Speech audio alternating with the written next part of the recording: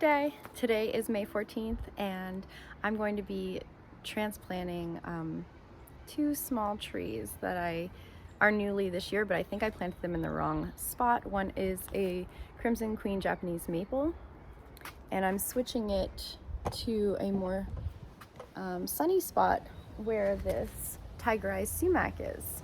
So I'm going to swap those out. Here's the Crimson Queen Japanese maple a lot more close up, and what you'll see is that all of the top area here in this canopy, which is the main part of the tree, it survived, as in when I did the scratch test, there's still green and there's green stems. It's all alive. It just seems like the buds aren't producing any leaves, so either they dried up, something happened. They're not reliably hardy here, Japanese maples. In Ottawa Zone 5A, if you're looking at the tag of this, it will say that it's hardy, but those are the US tags, and for the longest time I didn't realize that the US zones are completely different than ours, and so I should be looking for zone hardiness of 4 on the tags, which would be then hardy in places like Ottawa, Canada. What you do notice is that the lower branches, which I think were maybe more protected from like the wind and the harsh elements of our winters here, and those are doing just fine. So it's like definitely survived. I just think it needs to be in a sunnier spot, and I think I should have protected it over the winter a lot better. So here it only gets from noon until about 4:30 p.m. so it probably just doesn't get enough sun there to thrive anyways. So I'm going to put it in my full sun spot here that gets sun from 10 a.m. until the sun gets covered by this tree, which is kind of like 4:30.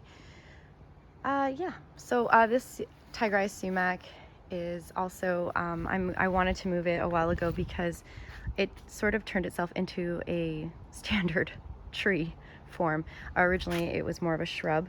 It had another stem here, and then so it would have also that kind of lace leaf canopy that a Japanese maple had, only with chartreuse leaves that turn into kind of like an orange in the fall. And what happened was there was a storm, and this bottom branch that just it got broken off, so I had to cut it off. Sorry, it didn't come from up here, it came from the base, so there was like a stem right there. So now it looks kind of too much like a lollipop, two matching trees, and it was just not what I was looking for. I wanted something lower in canopy, so I'm gonna switch them up.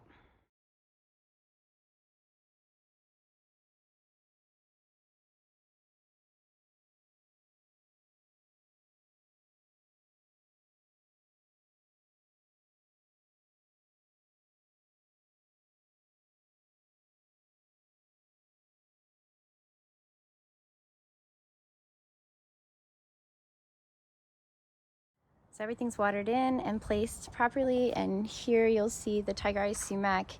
I moved it a little bit closer up here. It gets the sunlight as of 11 a.m. now, and because that's what time it is. And so I think that it'll be just okay where it is. And I noticed that even though this is a cultivar of sumac that is meant to not spread any suckers, I did notice that the roots were extremely long, and I'll show you. Like, this was going, and not just going down, it was going across and out of the bed. It was even under the grass. And so, obviously our native sumac is extremely aggressive, and this is a cultivar to be less aggressive. Like, I haven't seen any suckers, but the roots go to show you that they can reach far and wide. And then here is the Japanese maple, and I hope it does okay. Obviously it's going through a lot. It might have shock and die, but that's the risk I guess you take whenever you get a Japanese maple. Obviously right here I'll have to, after these irises bloom. I'll go ahead and move those out of the way, put them somewhere else in the bed because they're kind of pushing up against the really pretty leaves.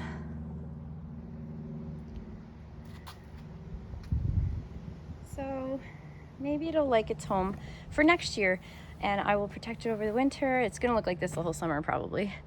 If it doesn't, that would be great, but yeah, I don't think it's gonna do anything. So I'll wait and we'll hope for the best for next year. And if next year it doesn't leaf out on top, then I can either snip it here and keep growing this little guy, or take it out completely and just get something that's red and hardier. That's it for today. Until next time.